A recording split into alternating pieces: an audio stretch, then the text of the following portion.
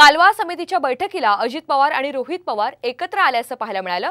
रोहित पवार पुण्यात कालवा समितीच्या बैठकीसाठी दाखल झालेले आहेत आणि अजित पवार यांच्या अध्यक्षतेखाली ही बैठक पार पडतीये।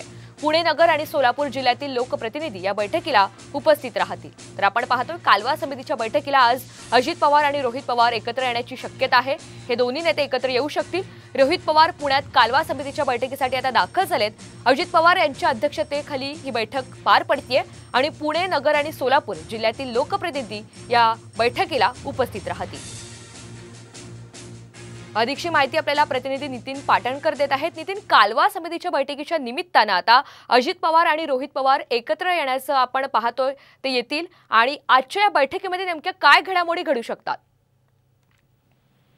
निश्चितपणे रोहित पवार आणि अजित पवार आज कालवा समितीच्या बैठकीच्या निमित्ताने समोरासमोर येत आहेत आणि ही बैठक पुण्यातल्या नवीन सर्किट हाऊस या ठिकाणी होत आहे।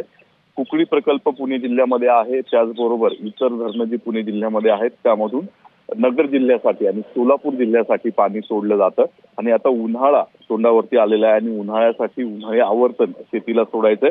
त्याचबरोबर पिण्याच्या पाण्याचं देखील पुढील काही महिन्यांसाठी पावसाळ्यापर्यंत नियोजन करायचंय, त्यासाठीची ही बैठक आहे।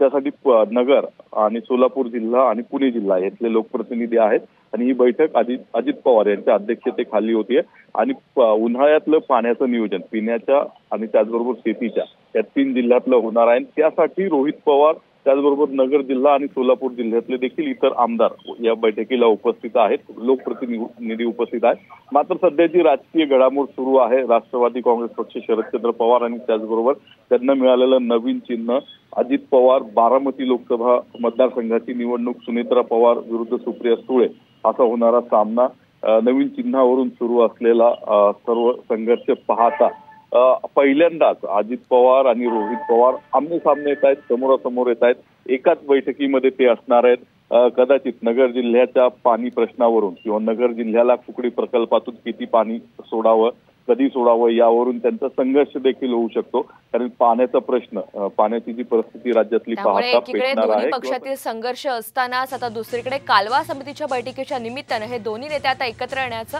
आपण पाहणार आहोत। धन्यवाद सविस्तर माहितीबद्दल।